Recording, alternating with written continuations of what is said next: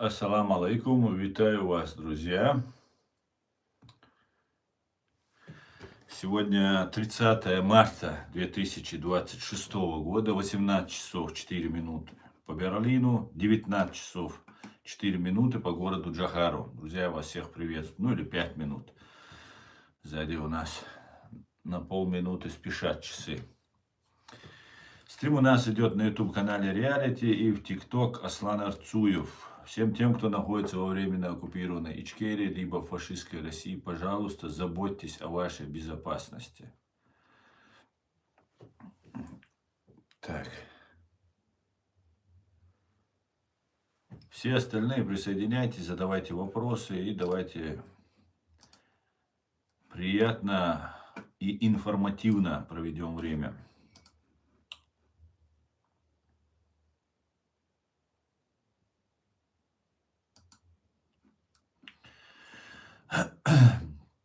Сегодняшний стрим я свой назвал «Март 2026. Самый кровавый месяц для России.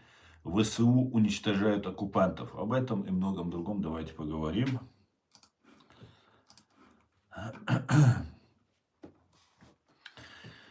Итак, Леон. В этом году это самый кровавый месяц. Конечно, были такие же и более кровавые другие месяцы, ну, не в этом году.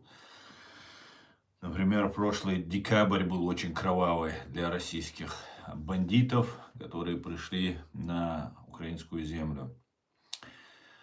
И за март месяц Генеральный штаб Украины сообщал, что ежедневно сообщал о 1200-1700 приблизительно потерях российских бандитов, убитыми и ранеными в сутки.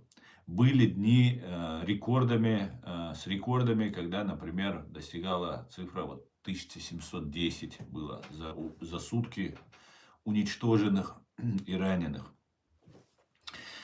Это связано с тем, что Россия пытается вести наступательные действия, но у нее ничего не получается. Украина выработала уже противоядие против вот этих методов фашистов и создали очень мощные киллзоны. И вообще ситуация в мире не только меняется, да, с появлением искусственного интеллекта и всего остального, но и на поле боя полностью все изменили дроны. Мы сегодня видим трансляционную в прямом эфире фактически войну, которую ведут украинские вооруженные силы.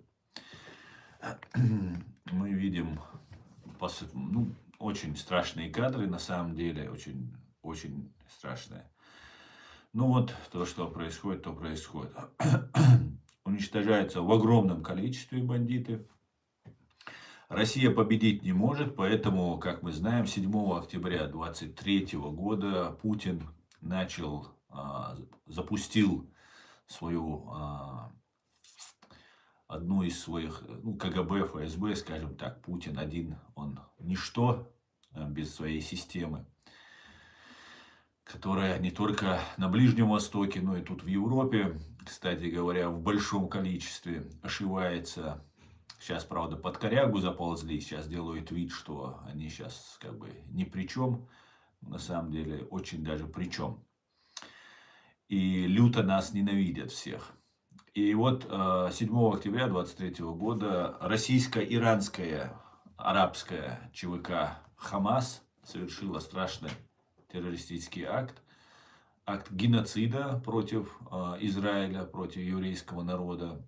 Соответственно, Израиль ответил очень жестко, не менее жестко, хотя прямых убийств, вырезаний не было, но от бомбежек много очень пострадало, погибло людей, женщин, детей в том числе. И вот с тех пор Путин не прекращает попытки отвлечь внимание от Украины, переключить войну на межрелигиозную, межцивилизационную войну, для того, чтобы весь мир отвлекся. Ну, и мы в конце концов пришли к тому, что да, вот сейчас нас подвели к тому, что вот произошло нападение Трампа и Нетаньяху, Израиля и США и Израиля на Иран. И да, вот сейчас идет отвлечение. Я очень надеюсь, что Украина не сильно от этого пострадает. Но вот мы то, что видим, то видим. Одновременно с этим российские террористы усиливают свои штурмы на Украину, на украинские войска, на украинские территории. Но у них ничего не получается. Ничего не получается. Хотя, конечно же, Украина несет тоже потери, большие потери, к сожалению. Но одолеть фашистская Россия не может. Ну, в принципе, Украина не может вернуть пока свои земли, к сожалению. Дело в том, много причин, конечно. Дело в том, что вопреки всему, что вот происходит против народа Украины, украинский народ бьется за свою свободу, за свою независимость. Но начиная от власти в Украине, да, от коррупции, от откровенной измены, в принципе, никакой разницы нет.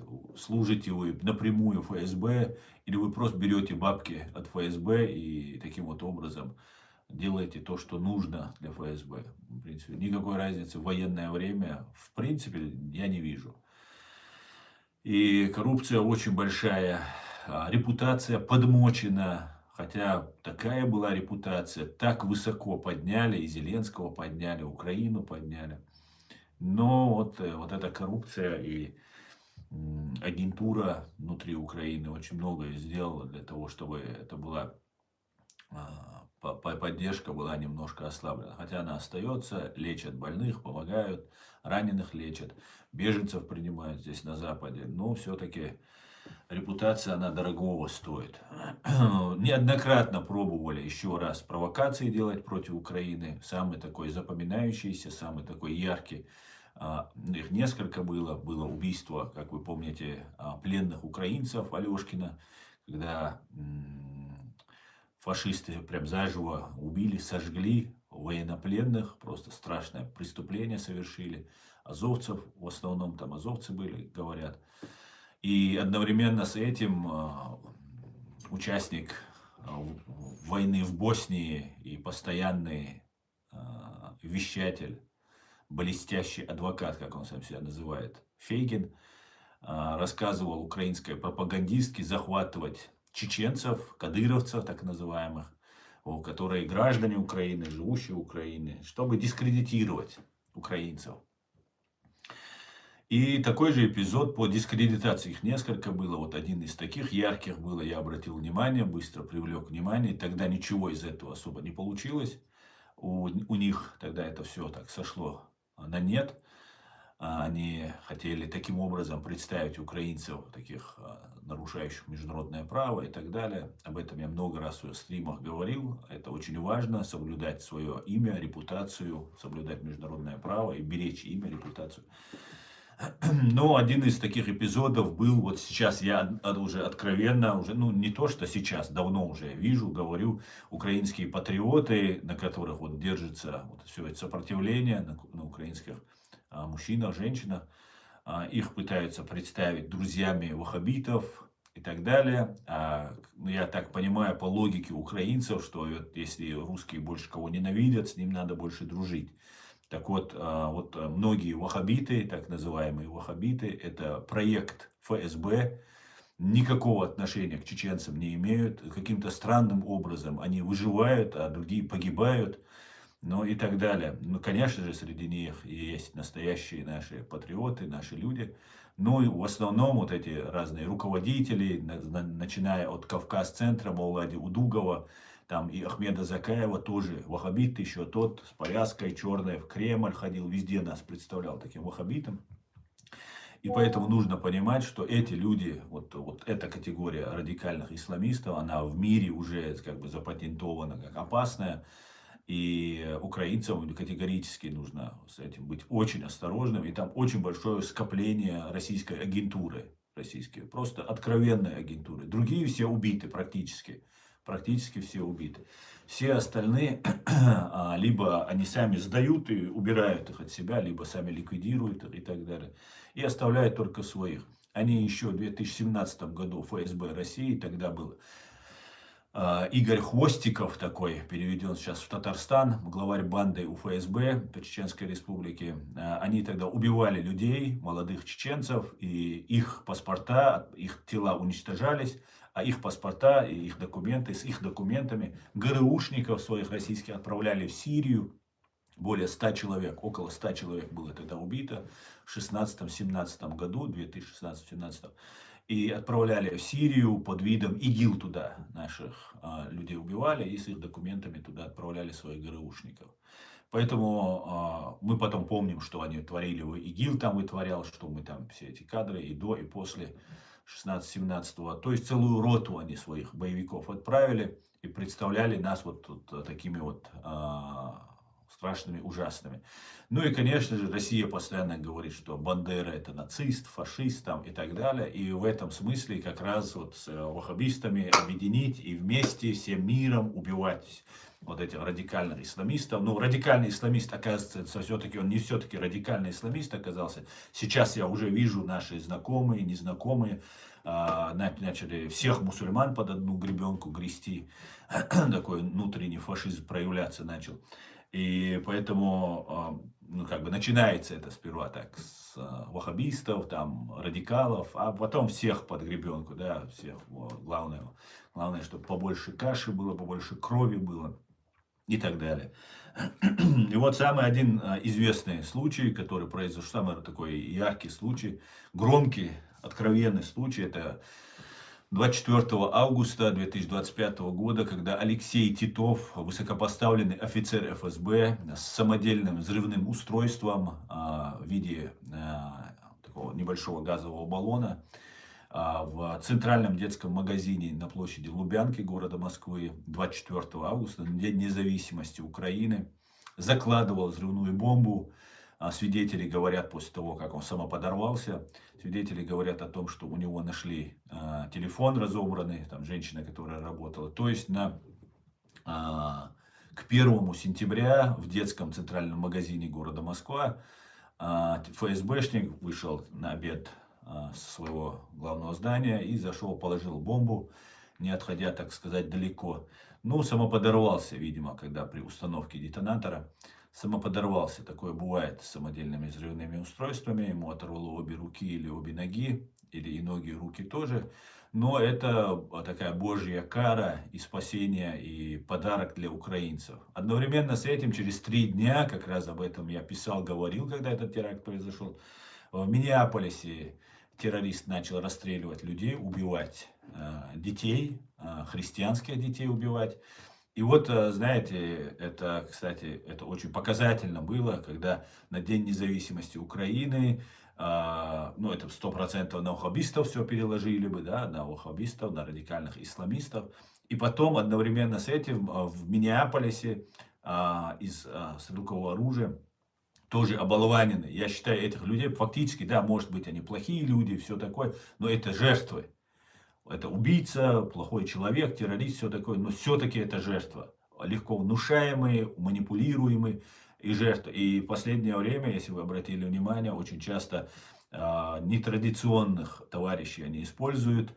Это там разные такие товарищи бывают. И эти люди, их меньше всего, на них внимание спецслужб, они защищены, там их постоянно они сразу вой поднимают, если кто-то их обидит, гомофобия, все такое. И чаще всего, вот мы заметили, уже несколько раз происходит вот именно с этими там, ЛГБТ, вот с этими товарищами, они совершают эти террористические акты. Можете себе представить? Можете себе просто представить, насколько изощренно, насколько цинично, хитро действуют вот эти спецслужбы. И вот он расстрелял христианскую школу в воскресенье. И как бы, знаете, очень складывается, что вот здесь, в Москве, если бы этот Алексей Титов не подорвался бы, не явил бы себя миру, что это ФСБ делает, то мы все подумали бы, обязательно были уже готовы для задержания какие-нибудь ваххабисты, как таджики, помните, после Крокус-Сити Молл, который произошел в Москве или в Московской области. И вот этот убивает там, в Миннеаполисе, детей. Христианских детей, которые пришли там на церковную службу. Вот представьте себе. И одновременно все, мусульмане враги, обязательно украинцы враги, потому что на День независимости Украины обязательно мусульмане все враги, враги христиан и так далее, и так далее. И у меня стойкое такое мнение, что без какой-то помощи ФСБ не может это все осуществлять. И мы видим, что российские некоторые вещатели постоянно рассказывают нам про мусульман, что мусульмане все плохие. Оказывается, мусульмане плохие. Не тот, кто убивает и взрывает плохой на 7 октября там, или еще по каким-то поводам, а вот именно мусульмане все плохие. Это целенаправленно разжигается. И сейчас, когда война в Иране началась, мы видим, что целенаправленно разжигается. Потом был теракт в Нью-Йорке, которые сразу же начали связывать с бостонским терактом.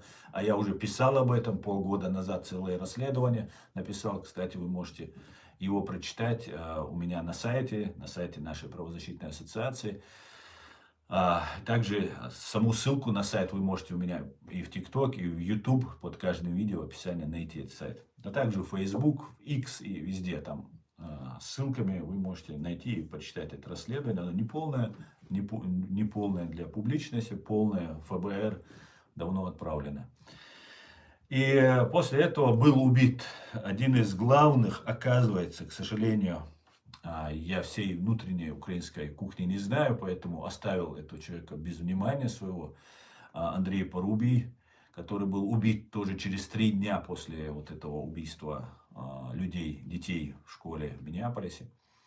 Был убит Андрей Порубий, который патриот, который настоящий сын своего народа. И нужно было таким вот образом поднять украинских националистов, как их тогда Фейкин пытался поднять против убийства, после убийства у Алешкина украинских военнопленных, против чеченцев, там, захватывать кадыровцев там, в Украине и так далее, и так далее. Нужно было поднять, но слава богу, тогда ничего у них не получилось.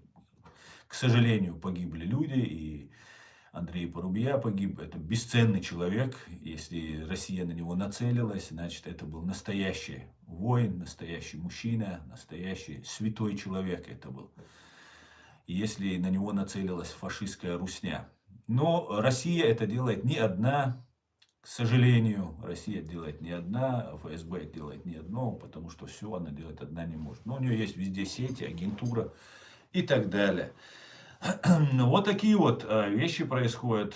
И украинцы должны быть готовы к любому обороту, быть готовы к тому, что будут провокации, много будет провокаций. Они каждый день идут, каждый день. Ну и, конечно, сохранять единство. Сейчас много появляется разных героев, да, вот, например, я по примеру всегда привожу. Например, у нас воюют люди, да, первая война, первая русско-чеченская война, после нее было очень показательно все это увидеть, когда люди, которые реально воевали, они, как и древние римляне, сложили оружие, взяли плуг и пошли жить своей жизнью, зарабатывать себе на жизнь. А тот, кто не воевал, те в медалях, все такие в орденах, все такие крутые, все такие мощные, ты им слова сказать не можешь. Слово просто, потому что такие дерзкие, такие резкие туда-сюда там, и так далее. И фактически тот, кто реально воевал, ему эти медали не нужны. Он потерял друга, он потерял вообще психику, он много чего потерял на этой войне. И ранение, если получил, и так далее. А тот, кто не воевал, он медальки себе навесил, и вот дальше пользуется положением. Ну вот мы видим, это то же самое может произойти в Украине. И чем больше война длится, тем больше появляется каких-то героев с какими-то медальками. Настоящие герои, они в тени, они скромные, им это не нужно, им стыдно за это, понимаете? И это большая ошибка, кстати говоря. Как бы не было тяжело, как бы неохота было убежать от этой войны, да, если ты ранен, устал, сломался, тяжело, надо встать, подняться, потому что вот пустоту вакуум вот эти люди заполнят. Вот эти продажные твари, которые есть везде и всюду и всегда. Поэтому это очень важно. Не останавливаться, продолжать бороться. И, конечно же, если возвращается с войны, раненый, не раненый, неважно, там, отвоевал, вернулся, все равно не уходить и стоять на страже. Нет, одной войной война не побеждается, не выигрывается. Да, нужно всю свою жизнь патриот должен стоять. К сожалению, такая вот работа нехорошая, да, абсолютно неблагодарная, но все равно необходимая для потомков, для всех нас необходимая. Вот такая вот, вот такое вот вступление, друзья. Давайте почитаю ваш комментарий. Шалом, Иркин, шалом, слава Украине, героям слава. Алейк салам, алейк салам. Так, слава Украине, героям слава. Это надоели мне одни и те же. У меня здесь заходят разные вот эти провокаторы, я их терплю. Я знаю, что они не ради меня здесь. Я знаю, что они не ради чеченского народа. Ну, просто посмотреть, что они говорят, что делают. Ну, они вот лезут постоянно какими-то своими вот этими. Сперва там пытаются, ну, вот, короче, надоели мне, не буду ни с кем церемониться и не буду. Знаете, как хорошо, когда вам никто не платит, когда вы никому не должны, никому не присягали, когда вы абсолютно свободен, абсолютно от всего, даже от жизни. Вот я читаю Синеку, и он пишет письма, и он там постоянно напоминает своему товарищу каждый день проживай вот так, как будто это твой последний день, и ты в конце дня умрешь. Вот я так его проживаю свой каждый день. Абсолютно плевать на всех и вся, так сказать, кто является пособником фашистской России. Но в основном ко мне заходят наши чеченцы, в основном они не пишут, я сам прошу их не писать, потому что для них небезопасно. Некоторые просто смотрят, да, просто пассивные наблюдатели, значит, ничего не хотят делать, просто им интересно наблюдать и ничего не делать. Но, к сожалению, если ничего не делать, ничего не произойдет. А так заходят и разные, вот сколько уже было, сколько помощников мне, там, советчиков мне, там, туда-сюда, а там потом смотришь, так хотят войти в доверие, а потом тобой пользоваться. Или чуть-чуть направлять тебя. Это вот у них заведено. А я расстаюсь, не сожалея, да, ни с кем. Очень хорошо. Знаете, я начал чувствовать себя свободным, по-настоящему, живым и свободным. Пускай это будет один день, пускай это будет всего лишь 1 год. Я когда это начинал, я думал, больше года не проживу. Я уже 7 лет этим уже занимаюсь. Поэтому пускай это будет даже 1 день, но это такое чувство, которое не передать просто. Абсолютно, когда ты свободен, когда тебе абсолютно по барабану все на этой земле, если это не касается вот твоего дела. Защиты прав чеченского народа, защиты справедливости в первую очередь. Ну и чеченского самого ущемленного в правах чеченского народа.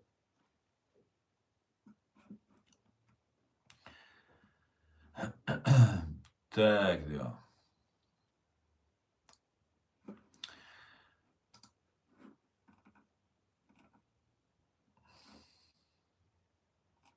Сегодня как раз, вчера еще украинцы нанесли очень мощный удар. Вообще, я не знаю, очень-очень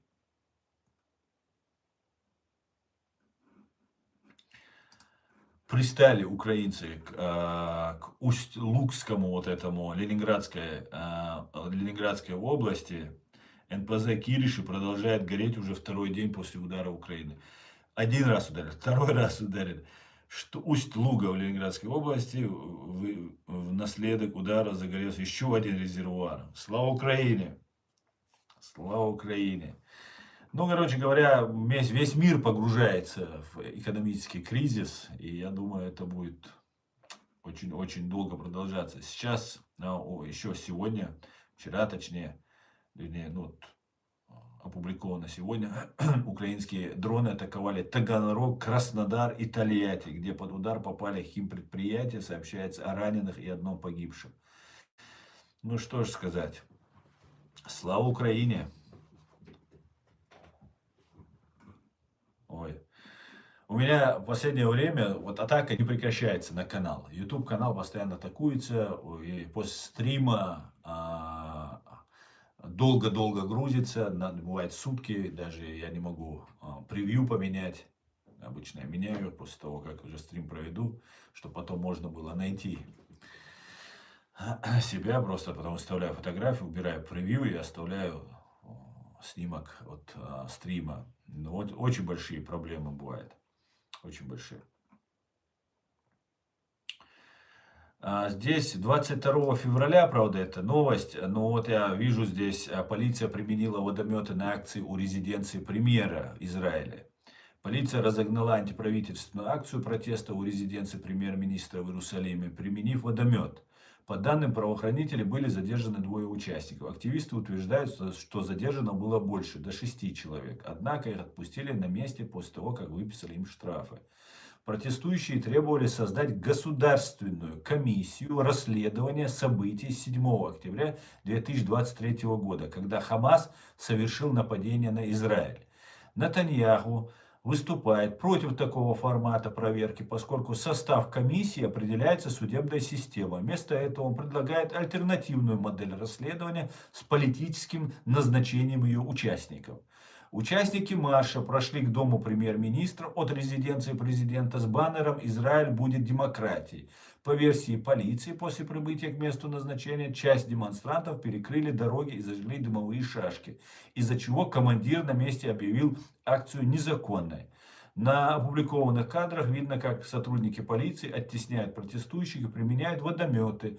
Только лишь за то, представьте себе, демократическое, я сам сколько раз говорил, демократическое, в регионе, да, самое демократическое, но очень интересно получается. Только лишь за то, за самый кровавый террористический акт с окончания Второй мировой войны, да, убийство, геноцид, акт геноцида евреев, за то, что люди попросили сделать комиссию, независимую, чтобы ни Нетаньяху никто не влиял. Вы не представляете себе? Как это такое возможно? Вы начали целую войну, вы там стерли с лица земли сектор Газа, и вы не хотите провести комиссию? А может, вы с Путиным заодно тогда, получается? Не зря же Нетаньяху называет его своим старым приятелем, давним там другом. После 7 октября, кстати, недавно он его так называл. Очень интересно, да, получается? Я надеюсь, что евреи, в отличие от россиян, которые не требовали расследования после 1999 года, когда были взрывы жилых домов, я надеюсь, евреи будут требовать это и добьются того, чтобы было настоящее расследование независимой комиссии. Потому что это просто вопиющий факт. Это как это так получается? Личные отношения, насчитывающие десятилетия у Нетаньяху с Путиным, получается, и с Патрушевым, который взрывает своих же граждан, да. Вот в каком-то мы таком странном мире живем, интересном, да, и должно быть, сама власть должна была требовать. Мы проведем, вы хотите убедиться, убили 1200 израильтян, конечно, мы проведем независимое расследование, мы чисты, как зеркало, как стекло, стеклышко перед вами, перед своим народом, прозрачные, честны. Такая должна быть власть, если это демократия. А если там есть что-то нечисто, то извините тогда, чем тогда отличается Хамас от Нетаньяху, который так долго финансировал этот Хамас. Мы что же это знаем? Очень интересные события получаются. Потом, наверное, нужно сказать, если Путин уничтожил Ичкерию, захватил Ичкерию, да, то Путину можно простить убийство 307 российских граждан, которые взорвали в своих домах, Путин и Патрушев. 1200 убитых евреев, тогда израильтян, тогда как это? Это тоже надо будет тогда простить за то, что сектор Газа там освобожден, зачищен. Так получается, так? Как-то, а это же все останется, никуда это не денется. Эти евреи останутся, которые сейчас на митинги уходят, их там водометами поливают. У них дети вырастут, у них внуки вырастут. И кто будет верить в это государство? Нет сакральности, священности нету этого государства. Понимаете? Тогда это потом, если выясняется, то это как оплеванный получаешься. Тогда что это, что за государство? За что тогда воюют, за что умирают? Ты за святое должен воевать, за святое умирать, а не для того, чтобы Натаньяху там за коррупцию к ответственности не привлекли. Или еще за что-то. Или может какие-то там еще свои там цели, я не знаю. Очень интересно, очень, очень-очень. Очень-очень интересно. Также есть информация, 2 беспилотника упали в Финляндии. О падении, предположительно, украинского БПЛА сообщил премьер-министр Финляндии Петери Орпо. Ранее Минобороны Финляндии рассказали, что на юго-востоке страны, в морской зоне и рядом с границей России были замечены несколько медленно движущихся объектов, пишет телерадиокомпания «Ели». Полиция оцепила место падения беспилотника и начала расследование инцидента по предварительным данным. Пострадавших нет. Орпо назвал падение БПЛА нарушением территориальной целостности. Вероятно, это украинские беспилотники, но обстоятельства выясняются. Мы сообщим подробности позже, добавил он. Премьер-министр также отметил, что недавно украинские военные атаковали российские регионы, граничащие с Финляндией. 29 марта СБУ подтвердила, что вновь нанесла удар по крупнейшему российскому нефтеналивному порту на Балтийском море Усть-Луга. Дроны все чаще падают на территории стран Балтии. В конце марта власти Литвы, Эстонии и Латвии заявляли, что в воздушное пространство залетели предположительно украинские беспилотники. Ну да, вполне возможно, что это были украинские по силу разных обстоятельств. Так получилось. Да. Слава богу, никто не пострадал. Также важно отметить, что в Америке, в США проходят масштабные, очень масштабные акции протеста против Трампа под лозунгом «Королей нет, нет королям». По словам организаторов, акция проходит в десятках городах, запланированы более 1000. И вышло от протесты во всех штатах США и в мире против Дональда Трампа и его администрации. Коалиция из более чем 200 организаций, профсоюзы, правозащитники, антивоенные активисты, которых объединяет общая цель оказать давление на Трампа и заставить его изменить курс против войны в Иране, жесткой миграционной политики АИС и авторитаризма. No King, нет королям, 28 марта, то есть позавчера, вошло, 2026 года, вошло в историю. Вчера мир наблюдал одну из самых, это я вчера еще выкладывал, вчера мир наблюдал одну из самых масштабных волн гражданской активности в истории США. Третий раунд протестов коалиции No Kings превзошел все ожидания организаторов по охвату и географии. По всей Америке и за ее пределами прошли 1000 акций. Главная особенность этого этапа – децентрализация. Это уже не только митинг в Нью-Йорке или Лос-Анджелесе. На официальной карте видно, что синие точки протестов накрыли даже самые удаленные уголки страны и десятки городов в Европе и Латинской Америке. Более 3010 локаций, представьте себе, во всех 50 штатах США. Организаторы заявляют о 9-12 миллионах участников по всему миру. Если эти цифры подтвердятся независимыми источниками, это станет абсолютным рекордом. В Миннеаполисе прошел крупнейший митинг с участием Брюса Спрингстина, собравший более 100 000 людей. Протестующие выступают против внешней политики, ситуации с Ираном, иммиграционных рейдов и того, что многие называют авторитарным сдвигом в управлении. Несмотря на колоссальное количество людей, подавляющее большинство акций прошли мирно, сигнал, который невозможно игнорировать. Господи, благослови Америку и ее свободный, свободолюбивый народ. Вот что мы можем сказать. Война, которая развязывается против Ирана, уже идет она сейчас, скорее всего, возможно, перейдет в наземную стадию.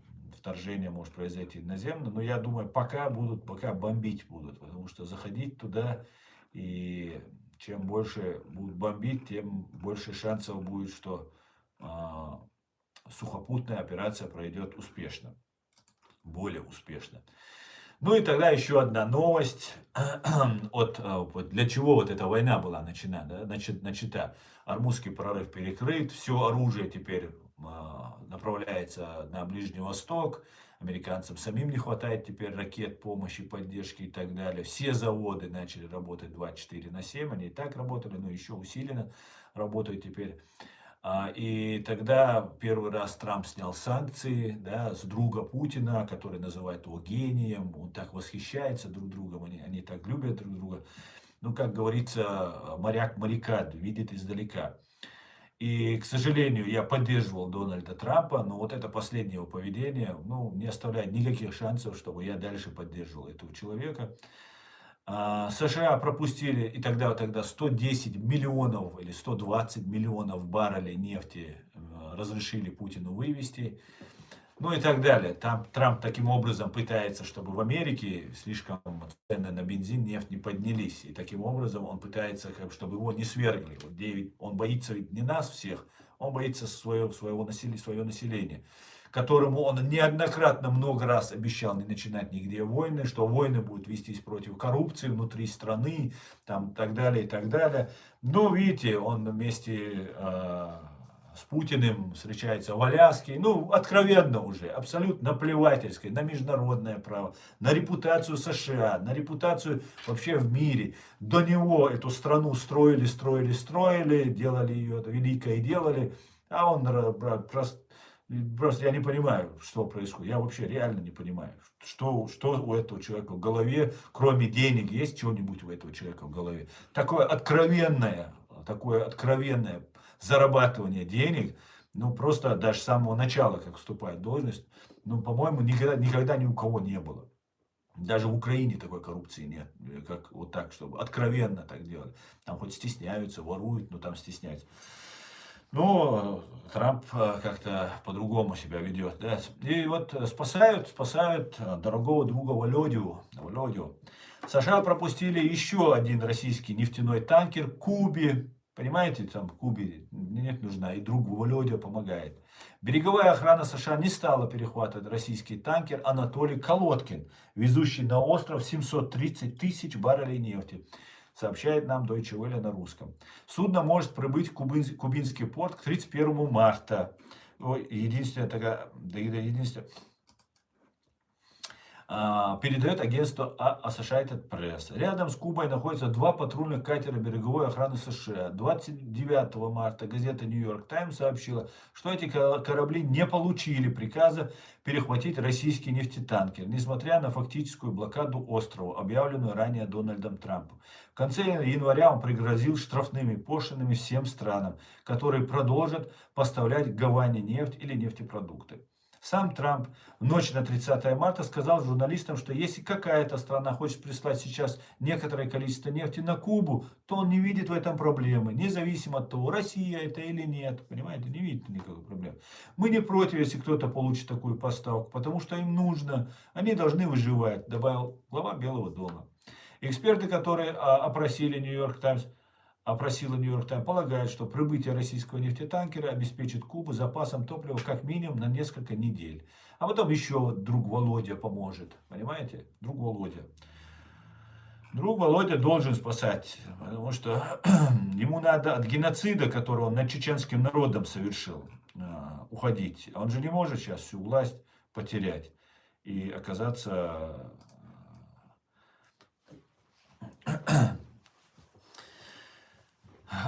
на скамье подсудимых. Так, приветствую, позитрон, алейксалам.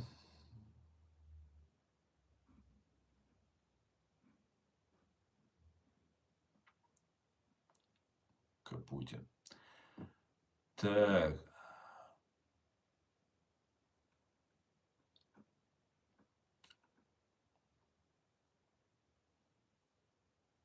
Приветствую, Юра, все хорошо, спасибо.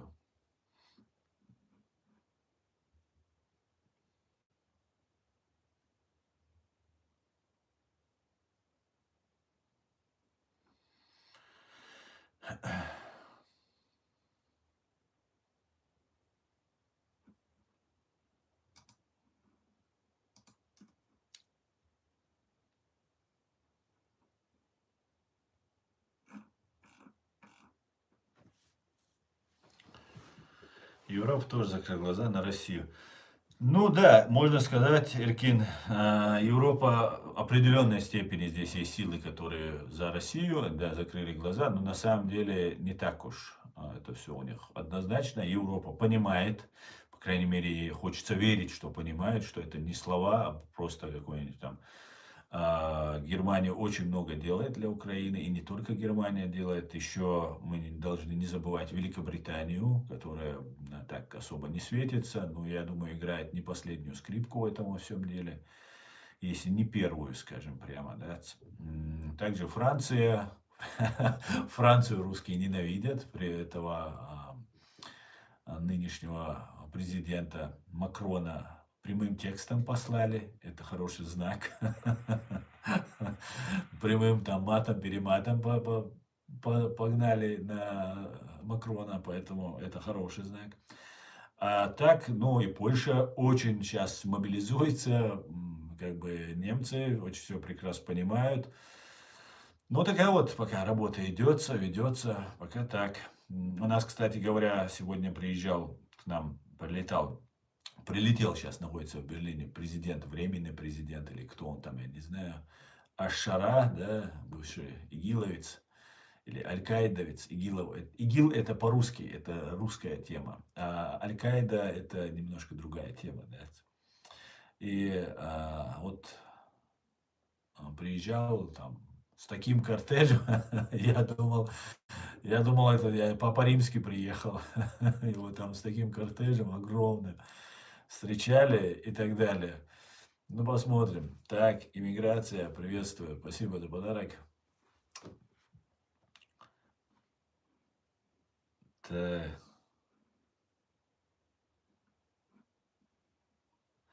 В 2008 году на вторжение в Грузии закрыла глаза. Ну, вторжение в Грузии было 5 дней и до 2008 года. Все эти годы было уничтожение, геноцид чеченского народа. Геноцид просто, откровенный геноцид был.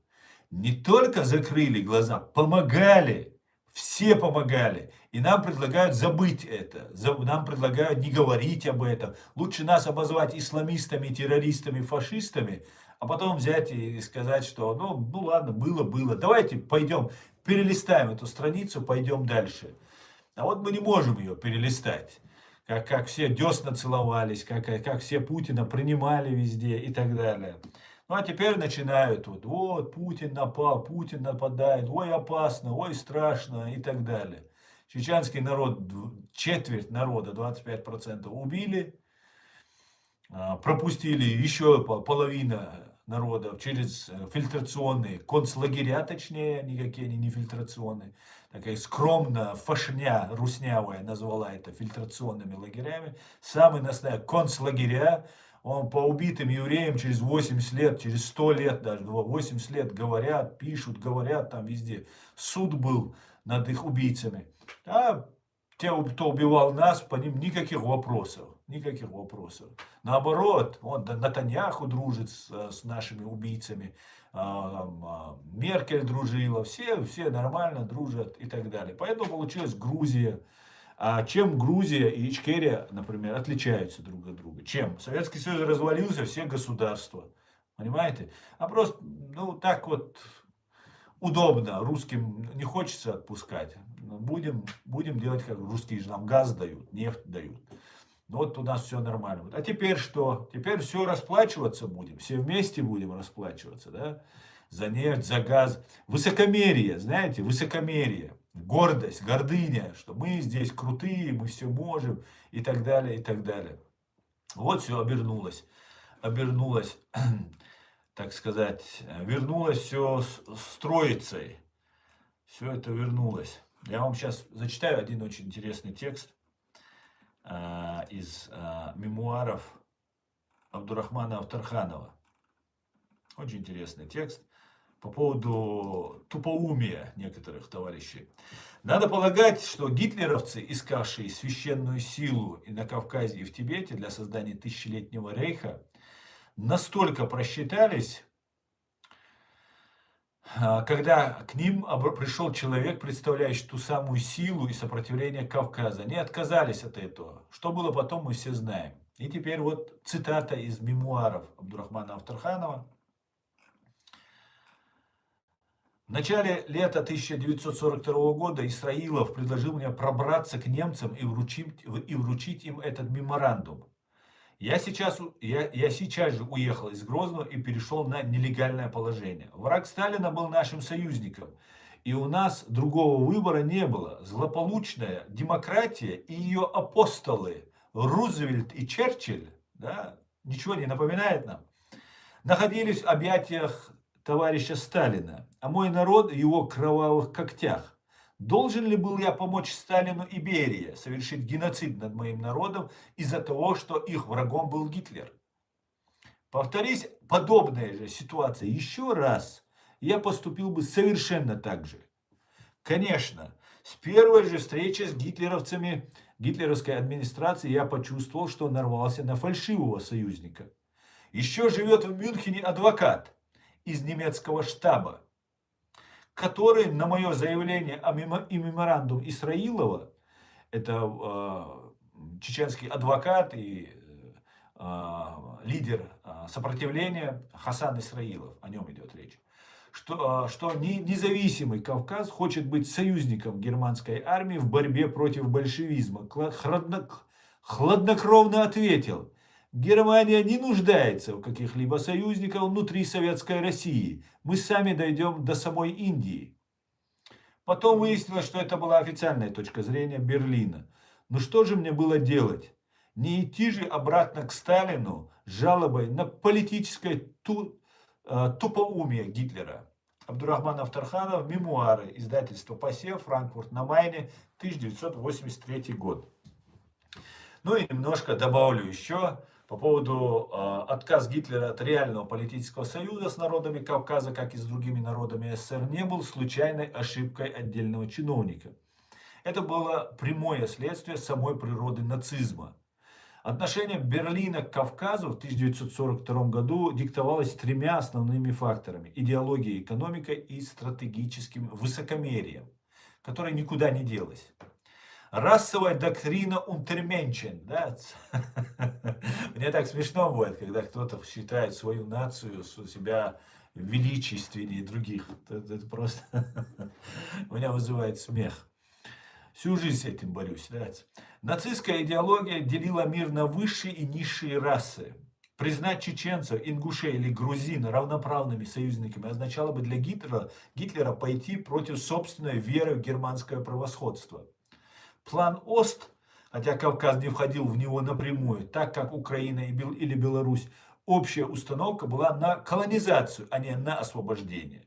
Недоверие. Гитлер панически боялся вооружать неарийские народы в больших масштабах, опасаясь, что это оружие в итоге повернется против него. Ресурсный прагматизм. Нефть важнее людей. Основная цель операции Эдельвейс, наступление на Кавказ, была нефть, Майкоп, Грозный и, главное, Баку.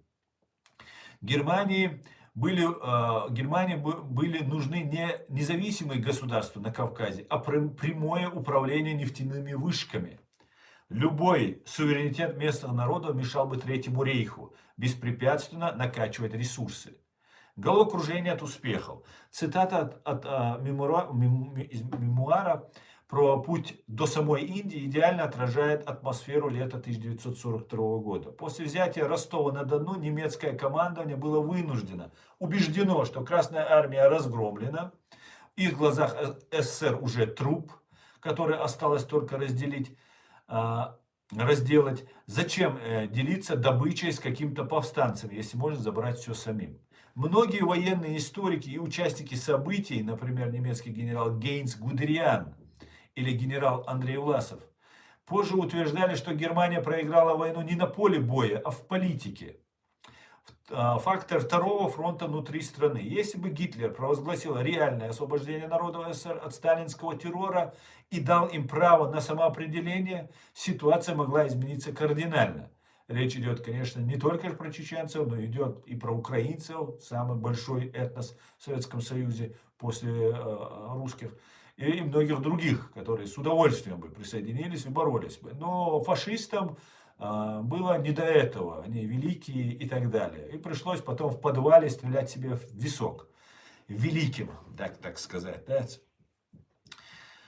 Если так, все изменилось бы кардинально, радикально все изменилось. В первые годы массовое дезертирство, первые месяцы войны в плен сдались миллионы советских солдат.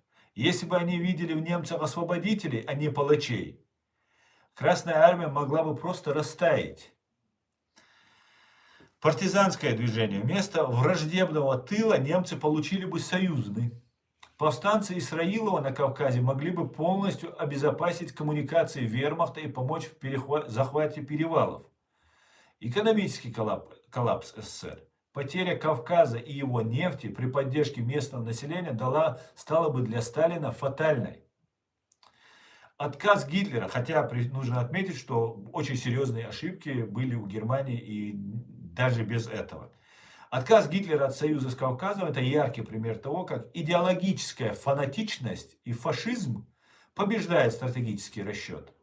Нацисты принесли победу в жертву своим расовым предрассудкам. Как метко заметил Авторханов, они оказались фальшивыми союзниками, которые сами вырыли себе яму, превратив потенциальных сторонников в ожесточенных врагов или разочаровавшихся наблюдателей. Вот такие вот интересные вещи бывают. И знаете, каждый пытается нажиться на малочисленных народах. Они нас не освобождают, они нас не спасают. Если ты слабее, тебя пожирают. Вот это есть мир, в котором мы живем. Просто поэтому тебе нужно быть сильным. Понимаете? Вот и все. Просто нужно быть сильным, чтобы тебя не пожирали. А потом сидят вообще абсолютно никакого сочувствия, сострадания, прав человека, человечности, морали, нравственности. Ничего. Большая политика, большая власть, большие деньги и абсолютно неограниченные потоки крови ради этого. Абсолютно плевали они. Вот такие вот интересные вещи, друзья.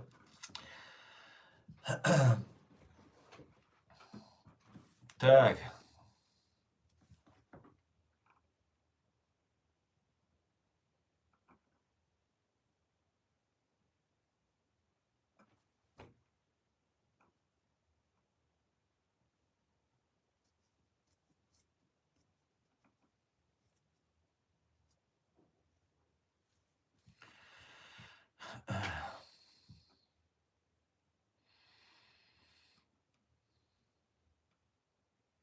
Трамп все увидел, Европа сотрудничество ведет с Россией, покупает газ. Потом он тоже подумал, сказал, почему мы должны идти против России. Не совсем так, не совсем так. Да, Европа продает газ. Один друг Трампа, Орбан, чего стоит, который там Украину пытается задушить, перехватывает деньги. Представьте себе, идет война. Это самое настоящее соучастие в войне против Украины. Самое настоящее. Да, может там украинцы какую-то там аферу опять проворачивают. Тоже не будем, конечно, особо так делать однозначные выводы по этому поводу. Потому что коррупция Украины, она уже стала притчей уже во языцах. И получается, кто-то здесь газом понимает, продают, покупают. Это все это было настроено, вся эта работа ведется, понятное дело. Но при всем при этом не нужно все валить на европейцев. Сейчас что делает Трамп, мы видим. Да, долго я пытался понять, что он делает, там какие-то скрытые вещи, механизмы и так далее. И дело не в Трампе. Кто такой Трамп?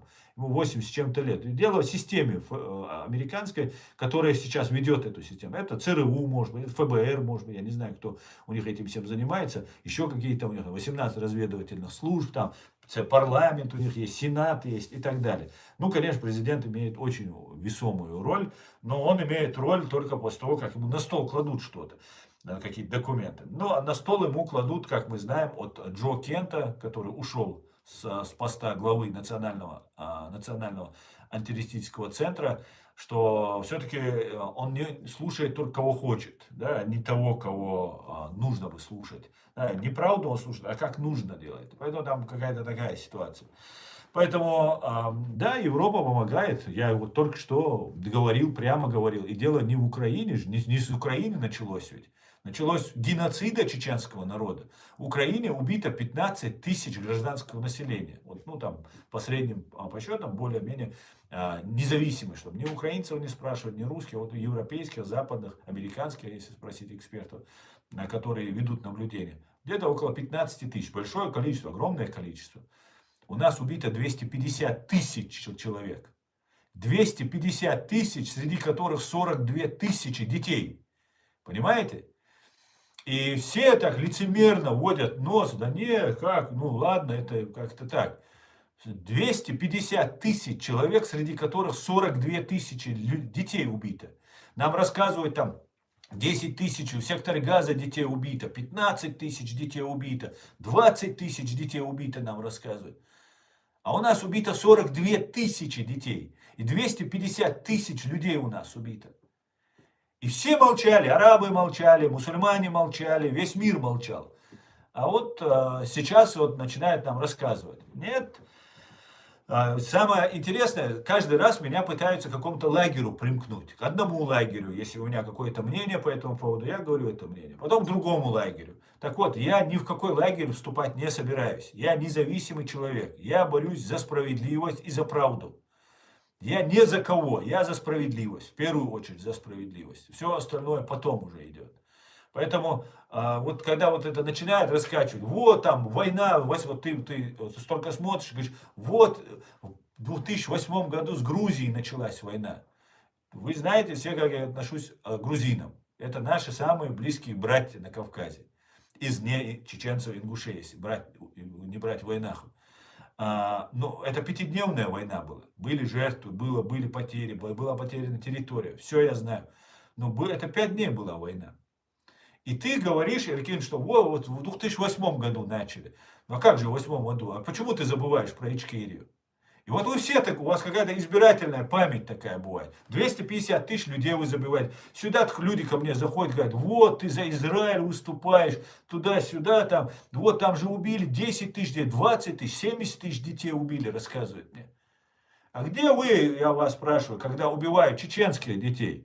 Почему вас нету? Я вот уже сижу 7 лет, постоянно рассказываю про чеченские проблемы, про чеченские беды. Почему вы никто не обратите внимания? Что если это сегодня убили, это дети, это важно, а если убили 10 лет назад, это уже не важно? Или 20 лет назад убили? Так для нас это важно.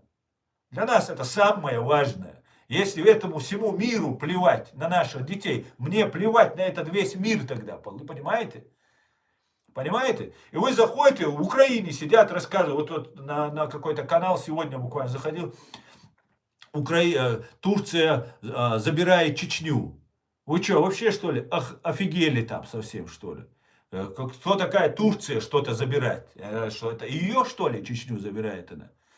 Она оккупирована, наша страна. Эта страна должна быть деоккупирована. Да эту страну нужно признать. А сидят какие-то там мудаки пишут, захватили, там это сделали, то сделали, забирают. Но я с таким успехом тогда скажу, тогда вот там, кто там, Турция забирает Крым, или Америка забирает Украину, или Израиль забирает Украину. Как это будет воспринято в Украине? Ну, нужно же относиться так же, как ты хочешь, к тебе относились. Правильно? Вот ты заходишь, про 2008 год мне вспоминаешь. А как это вы забываете? А разве это не Путин начинал? Ладно бы. Ну что, видно нас сейчас? Видно, слышно, друзья. О, что-то появилось. Спасибо, по-моему.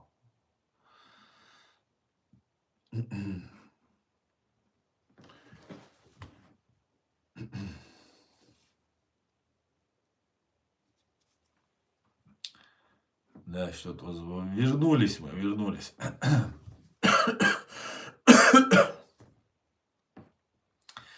Так, о чем это мы?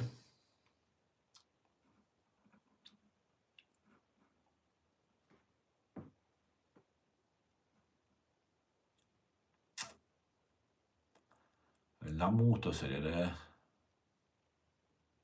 Смотрите, друзья, если у нас снова будет YouTube обрыв, вы можете сразу заходить в TikTok. Вот все, вроде возвращается, восстанавливаемся. Постоянно обрывы происходят. Что бы ни делал, как бы я ни менял аппараты, как бы я ни менял мобильный интернет, такой интернет, Wi-Fi, все и так далее. Когда Украину поедешь защищать от России, когда Украину поедешь, у Александра Самбек Машуа, я разве не защищаю Украину? Я сейчас как раз этим и занимаюсь, понимаешь?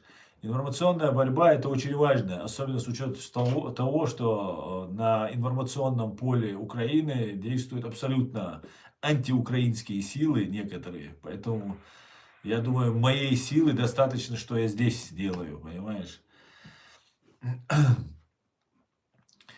Так, Роберт, спасибо, спасибо.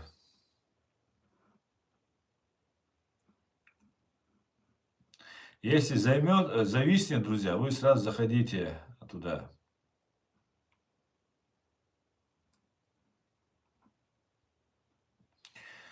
Ну, меня, конечно, удивляет, знаете, что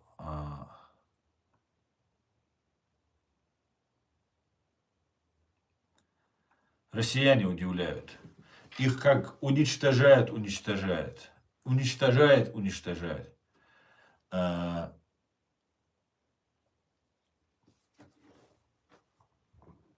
А они все равно вот идут на эту войну. Вот невероятно просто. Насколько абсолютно безвольные люди. Понимаете? Насколько безвольные вообще абсолютно. Вы видели, как их посылают на войну? Просто иди, вот все. Пока дроны. Ну, короче говоря, русские воюют так, пока у украинцев не закончатся дроны. Вот вся война, вся стратегия, тактика русских, чтобы дроны закончились. Вот и все. Я не понимаю просто. Ну, насколько я всю жизнь общался с русскими, смотрел, ну, чтобы такие безвольные рабы, я даже не представлял, что могут быть. Просто я понимал, что да, там боятся начальства, боятся там своего царька там и так далее, ментов боятся. Ну вот так, чтобы быть, просто, ну я не представляю. Просто невероятно. Так,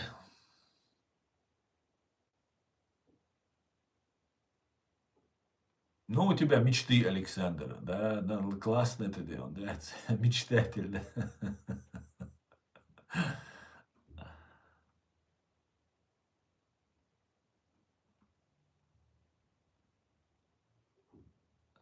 Так.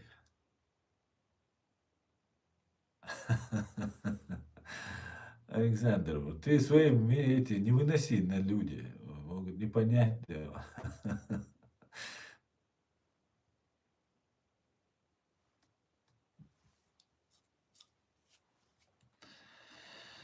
Так, Аслан, доброго вечера. Ваше мнение на войну Ираном, Израиля и США? Ну, что вы имеете в виду? Я много раз говорил об этом. Много раз говорил. Я считаю, что войну надо было не так начинать. Я считаю, что нужно было ну, не убивать об стену репутацию США перед тем начать как эту войну. Чтобы как будто специально, чтобы США никогда не выиграла эту войну. А если выиграла, чтобы она ей была, знаете, такой неприятной обузой, такой, какой-то неприятным пятном просто. Не так нужно было начинать эту войну, я считаю. А так, я считаю, что Израиль, США имеют право на защиту, что им угрожают, и война уже между Израилем и США и Ираном идет уже 47 лет. Американцев убивают, евреев убивают, соответственно, обратно иранцев убивают. Короче, война идет, там, вот эта вся ситуация длилась. Но не нужно было, например, ну я об этом говорил, еще раз скажу, если хотите, у вас двойные стандарты. Нет, абсолютно не двойные. В том-то и дело, я всегда придерживаюсь одних стандартов, как тебя там больше, да, как тебя больше. Я придерживаюсь одних стандартов. У меня только одни стандарты. Потому что ни в чей лагерь записываться не собираюсь и пытаюсь быть объективным, несмотря что есть симпатии к одной стороне, к другой стороне, там, к тем, всем, но пытаюсь быть объективным. Даже не важно, чеченцы это или украинцы. все равно пытаюсь быть объективным. И критикую и чеченцев, и украинцев, если они это заслуживают. Но я считаю, что войну, алейкум, Осман Машуэль, я считаю, что войну нужно было начинать не так. Войну, например, нужно соблюдать международное право, правила и обычаи ведения войны. Нельзя устраивать геноциды, нельзя уничтожать население, мирное население. Это всем известные факты, всем известные факты. Категорически это нельзя делать. Какие бы религиозные, там, у евреев там какие-то свои, там есть там, обиды, религиозные какие-то там, что вот всех нужно там убить. Не знаю я. Нельзя это делать. Никому нельзя. Ни украинцам нельзя, ни чеченцам нельзя, ни американцам нельзя. Никому нельзя это делать. Нельзя убивать людей, когда ты ведешь переговоры.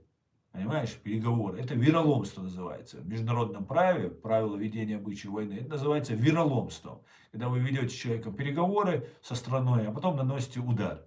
Нельзя убивать в месяц Рамадан 86-летнего дедушку, который ровным счетом ничего не представляет, если вы не хотите настроить это население против вас.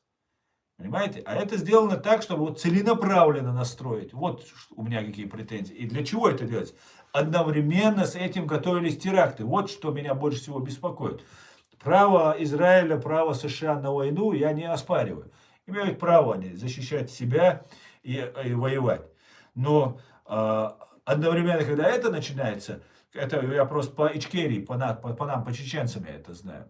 Начинается война, борьба, все светлое, правильное, белое на этой стороне, черное на той стороне, все красиво и так далее. Две стороны сражаются, зло с добром, все как положено. И в этот момент происходит какой-нибудь террористический акт, и начинается, все меняется. То есть подмена повестки происходит. Вот из-за чего началась война, вот в Сирии, например, свергали Башара Асада, у нас то же самое в Ичкерии было, и в Украине пытаются перевести, украинцы пока держат очень сильно просто вот эту свою линию, и поэтому с ними очень тяжело пока.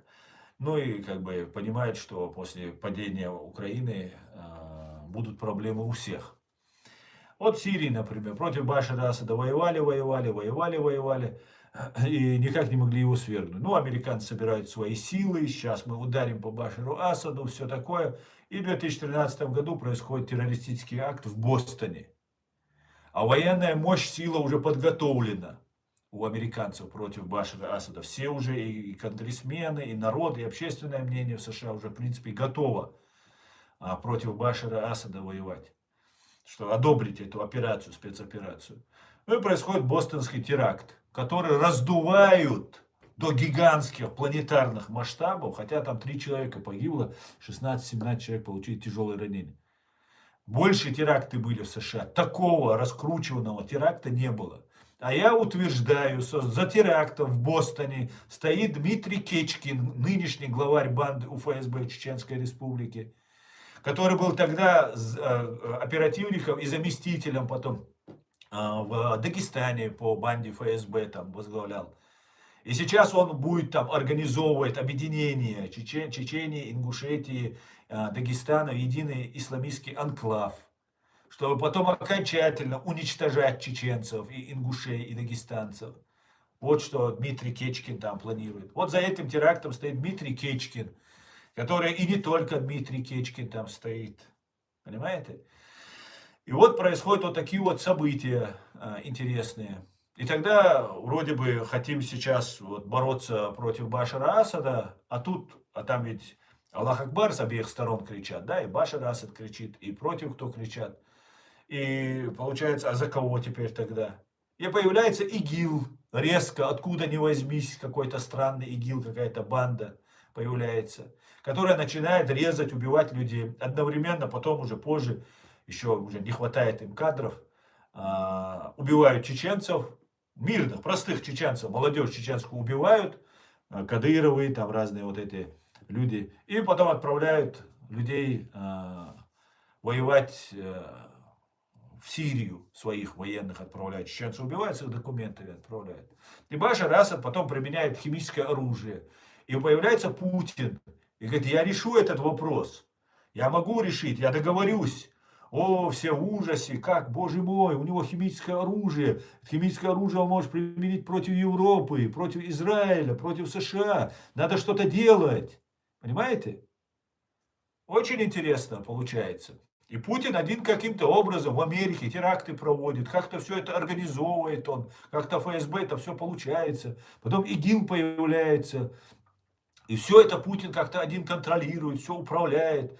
ФСБ как-то это все, ГРУ делает. Ну, очень такие какие-то интересные, да, здесь игры получаются. И вот меня вот что волнует. Сейчас война началась. Начинают упорно рассказывать про всех мусульман. Шииты, сами шииты считают вот этот режим, аятольский режим, богохульным режимом. Они себя наместником Бога считают. И захватили власть, убивают своих людей. Только вот в январе 26 года, вот сейчас, когда протесты и все это было, убили от 7 до 22 тысяч, по некоторым данным до 50 тысяч. Понимаете? До 50 тысяч убили. Понимаете? Ну, по крайней мере, так утверждают. Ну, от 7 до 22 тысяч уже подтвержденная цифра. Десятки тысяч в тюрьмы попали. Десятки тысяч сбежали просто, спаслись бегством от этого режима. То есть всех пассионариев зачистили, всех сперва подняли, выявили их, всех уничтожили. Нету просто. Ну, кто власть должен захватывать? Нету, костяка нету, 1000 человек нету, которые готовы умереть против этой власти. И потом вокруг них будут собираться люди. Потом ведутся переговоры. В этот момент наносятся по 86 лет. Ждут, пока начнется месяц Рамадан. Бьют на третий день, по-моему, месяц Рамадан по вот этому аятолле, которому 86 лет, и он там фактически ничего не решает. Но зато его представляют мучеником. Месяц Рамадан, погиб, защищая там Иран, родину, там все такое. Ну кто тогда поднимется? Просто по логике его. Сами задайтесь вопрос. Это сделано так, чтобы никто не поднялся и не сверг эту власть. Заявляли, власть надо свергать, демократия. Мы там вот сейчас там шаха кого-то там оттуда пришли. Что за шах? Как может шах, там, ну говорят, демократию он будет продвигать? Ну что, другого не нашлось, что ли? Не хотят там демократии, понимаете? Не хотят. Нужен хаос. Я сложил это все и пришел к выводу, что свергнуть режим и установить демократический режим в Иране никому не нужно. По крайней мере, тем, кто начал эту войну. Понимаете? Это мое личное мнение. У меня есть на это вот убедительные доводы, чтобы подтвердить. Зачищается вся оппозиционная, пассионарная часть. Затем вместе Рамадан, во время ведя переговоры, то есть нарушая международное право, то есть применяя вероломство. Это прям написано в документах, в статьях в международном праве указано, что во время переговоров нельзя вероломно по кому-то бить. А Трамп говорит, это у нас было Пёрл-Харбор был. А Трамп забывает, что после Пёрл-Харбора было Хиросима и Нагасаки. Понимаете? За вероломство японцы очень жестко заплатили за это. И американцы были правы. Понимаете? Хотя и такого даже вероломства японцы не применили. Они переговоры не вели с американцами. То есть репутацию берут за ноги, вот эту репутацию американскую, и бьют, пока всю душу из нее не выбьют. Зачем это делается? У меня нет объяснения. Кроме того, что начинаются делать теракты. И я ожидаю, что вот ушел вот сейчас Джой Кент ушел, слава богу, он не стал участвовать в этом. Это тоже, об этом я говорил. Мои зрители знают, что я постоянно говорил, сейчас теракты будут, сейчас теракты. Джо Кен не захотел участвовать ни в чем. Видимо, что-то услышал, узнал, он сейчас не говорит об этом. Он говорит, что мы не должны воевать в Иране. Это же не наша война, он говорит. Да, это они имеют право защищаться, но надо же как-то подходить. Америка всегда свою репутацию берегла. Начинается война, все, убили аятоллу верховного, убили, все там случилось там и так далее. Кто-то никто не поднимается, никто не поднимается, никому не нужно, все боятся, все убиты, посажены, репрессированы, взяты на карандаш, кто уже тогда поддержал. Трамп ведь сказал, мы сейчас придем, помощь идет, держитесь. Зачем это говорить? Зачем? Вот у меня нет этому объяснения, кроме того, что никто не хочет из Ирана делать демократическую мощную державу. Она не нужна там никому. Она будет конкурентом всем там, потому что это очень большая, мощная, мощнейшая история, мощнейшая культура, народ. Понимаете? И никто не хочет, чтобы там. Там должен быть десятилетиями война должна быть. Как в Афганистане, как в Сирии, как где там в Ираке, чтобы было. Вот довести вот до этого состояния.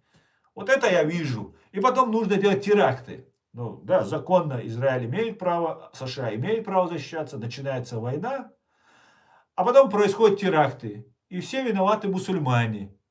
Вот в Нью-Йорке попробовали сделать один теракт, как в Бостоне, за который республики.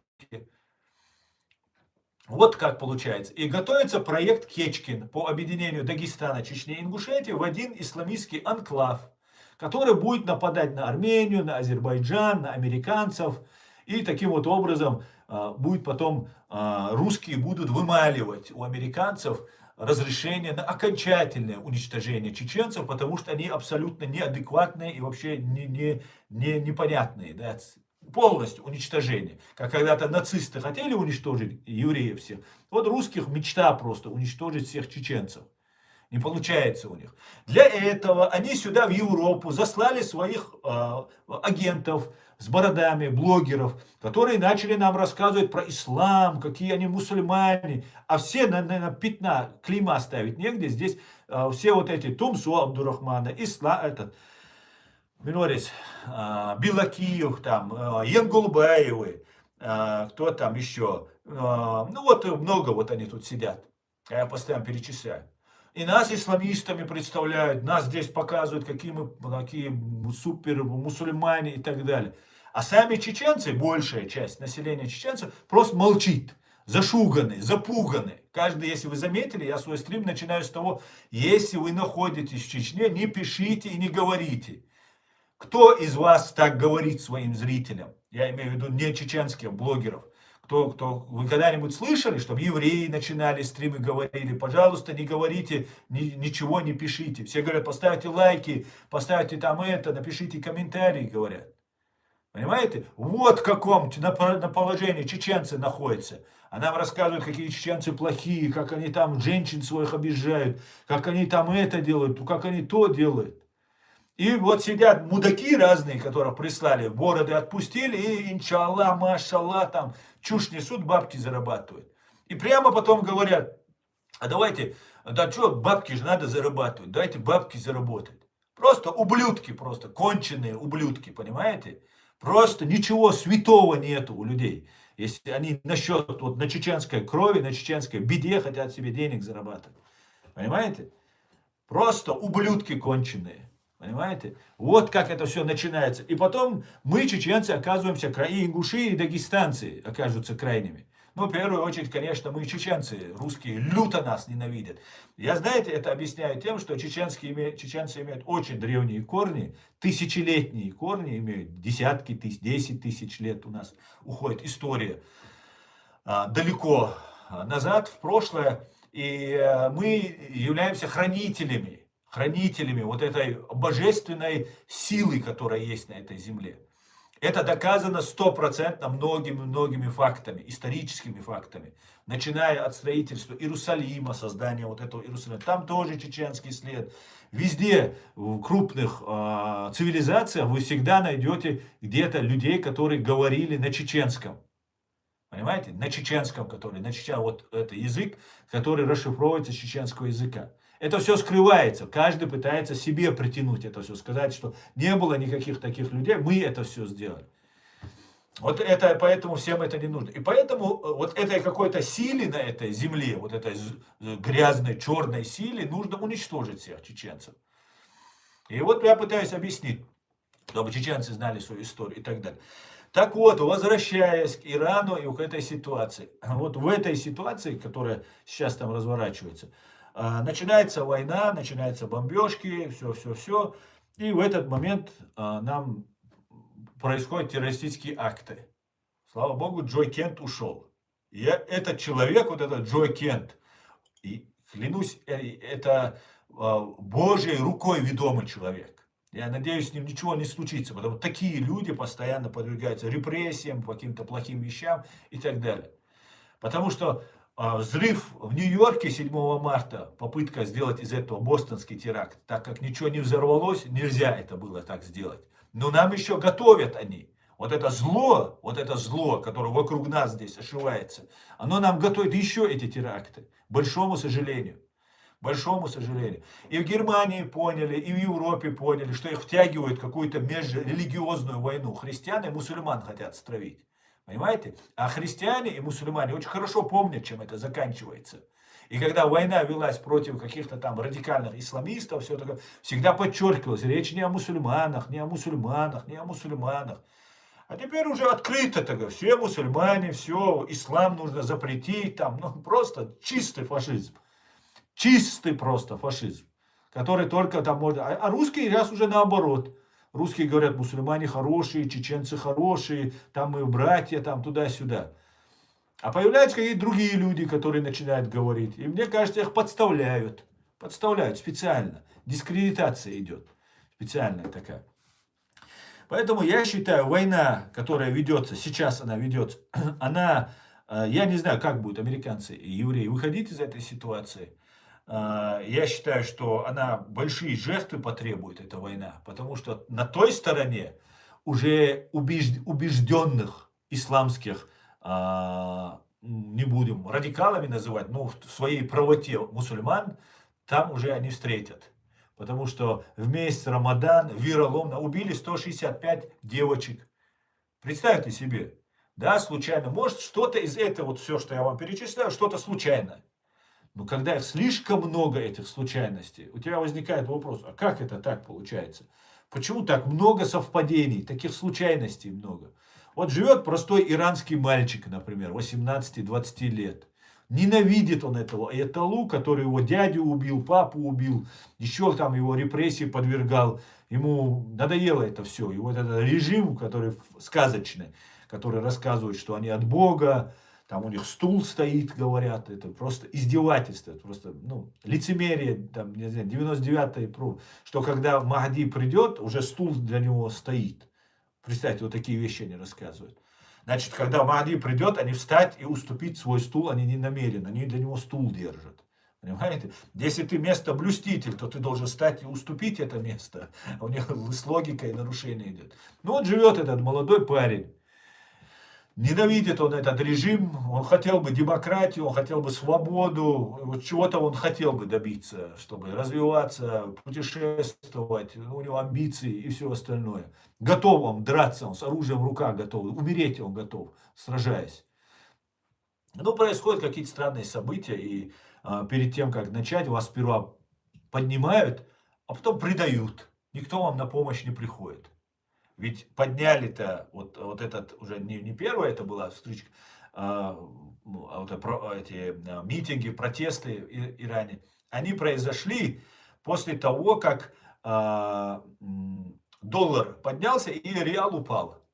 И вот тогда люди вышли экономически туда-сюда. А кто сделал? Сами американские там, эксперты говорят, да, это Америка сделала. Мы сделали там, мы там экономических там постоянно трясем и так далее. И они все это видят. Вот я одного иранского блогера смотрел, русскоязычного. Он говорит, нас, ну и матом говорит, обманули. Все, нас кинули, он говорит.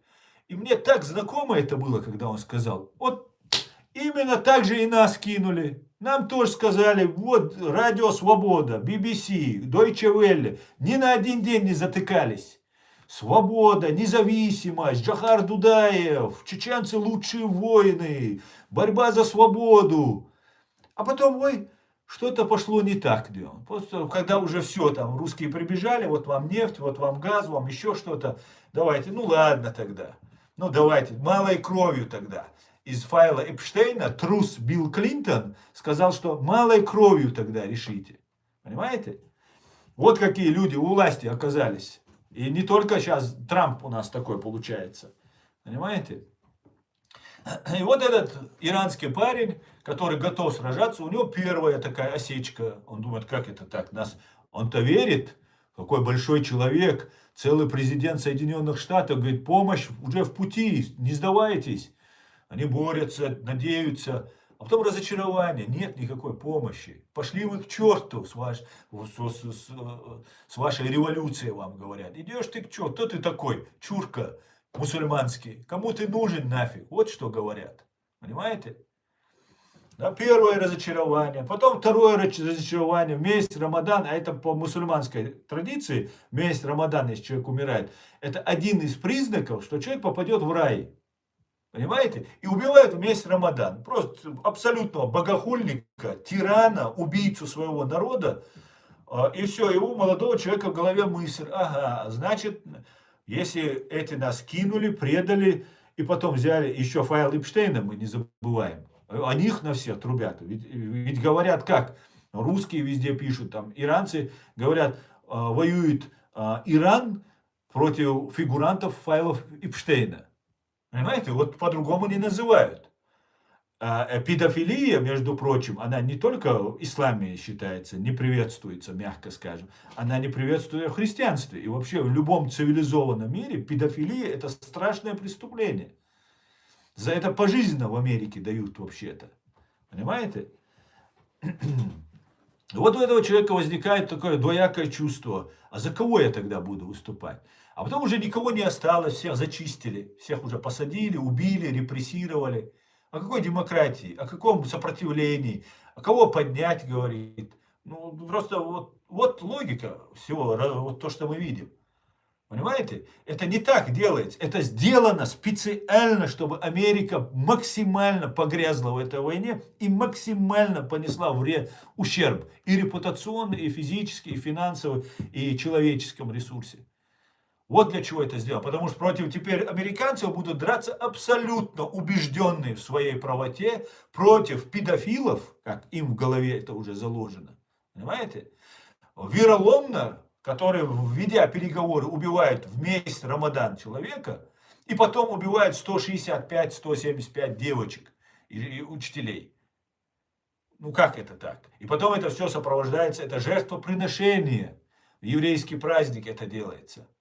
Понимаете? И вот это все вот так преподносится. Как тогда с этим жить? Как это воспринимать? А? Вот как я это вижу. Я, конечно, считаю, что Иран это диктатура, и народ должен быть освобожден. Я поддерживаю иранский народ, который хочет свободы, демократии. Но вот такой ситуации, ну, не вижу я. Это сделано не для победы, я хочу сказать. Это сделано для хаоса. И это сделано для большого кровопролития.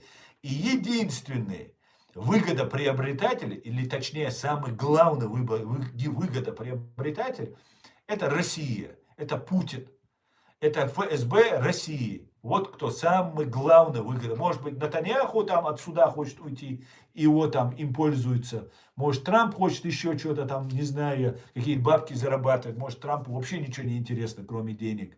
Я не знаю. Может, просто человек,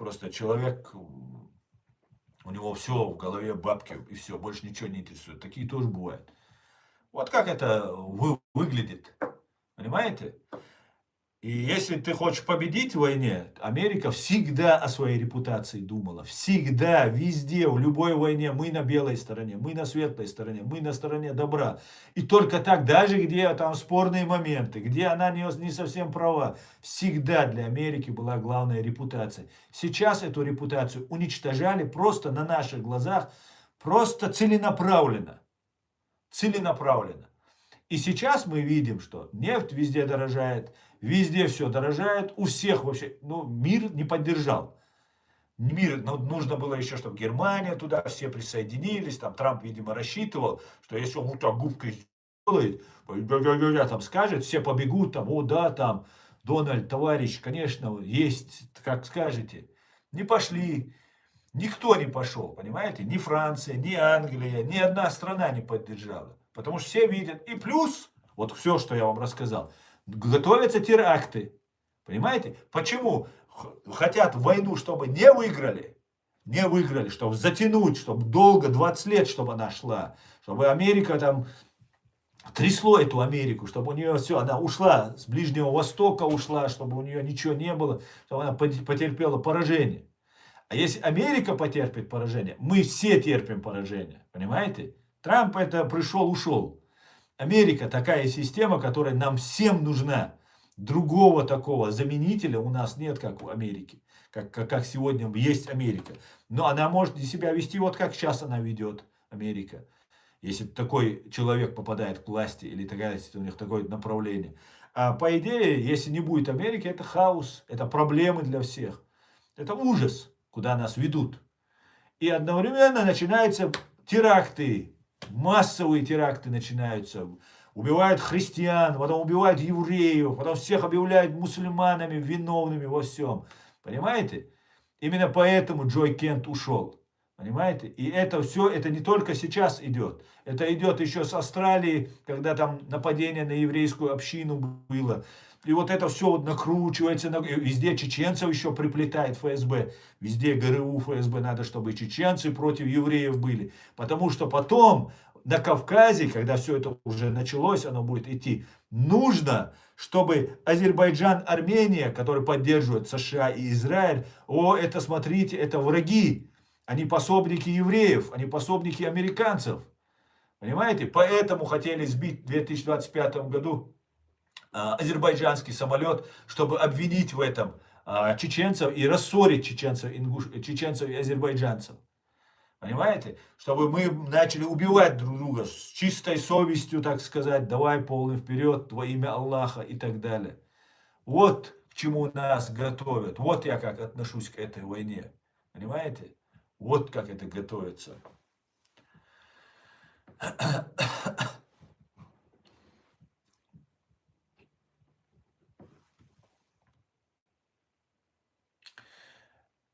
Смотрите, вот сюда зашел какой-то фашист ублюдочный, и там про ислам что-то говорит, там, что в Коране это сказано, в Коране то сказано. Идете, вы знаете, за русским кораблем, фашнявые, хорошо? Идите отсюда. Если вы хотите найти что-нибудь в Коране, вы то же самое найдете в Библии и в Торе. Понимаете? А то, что вы найдете в Торе и Библии, найдете в Коране. Вы фашисты. Вы самые настоящие фашисты, которые подталкивают нас к межрелигиозной войне. К самой страшной, к самой бессмысленной войне, которую нас подталкивает. И вы этим занимаетесь. И очень сильно хотите этого добиться. Но, слава Богу, у вас ничего не получится. Потому что Бог все видит. Понимаете?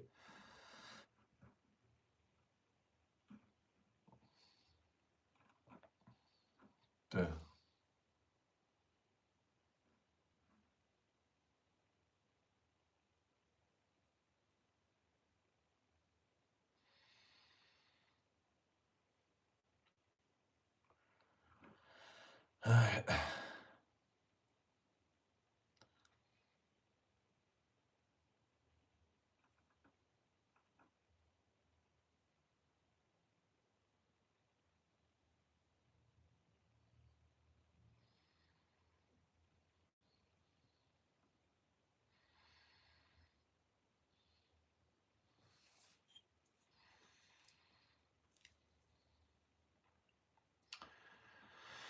Так.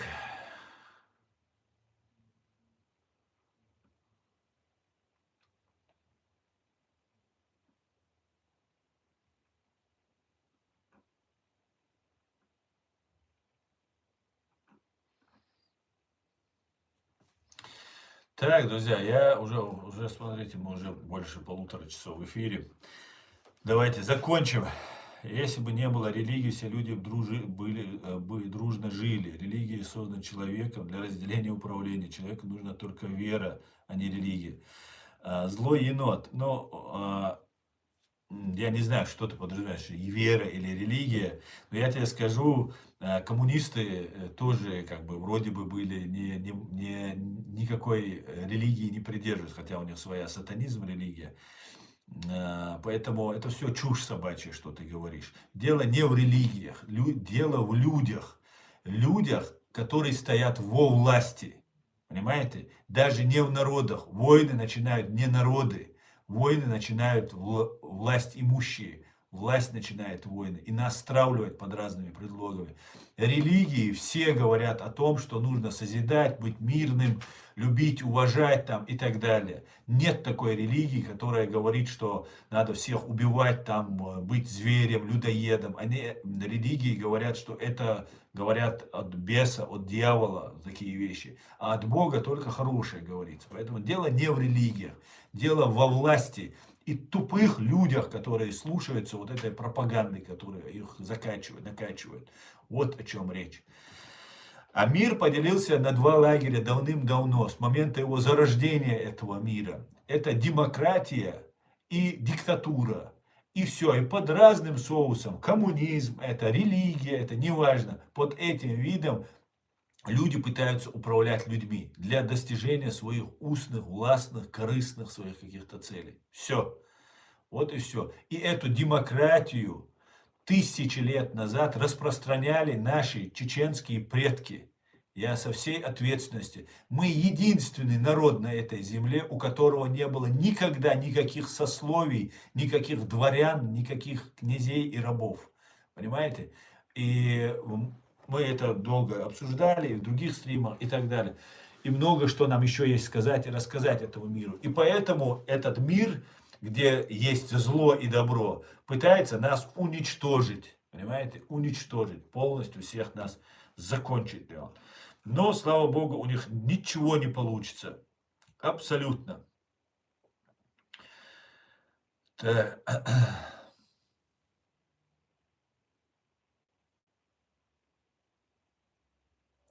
Религия как железо. Из него можно ложку сделать или нож. Абсолютно так. Абсолютно хорошая аналогия. Хороший пример. На этом, друзья, я свой стрим закончу. Спасибо, что смотрите и поддерживаете. Все будет Ичкерия. Слава Украине. Адикёль Маш. Всего хорошего, друзья. До свидания.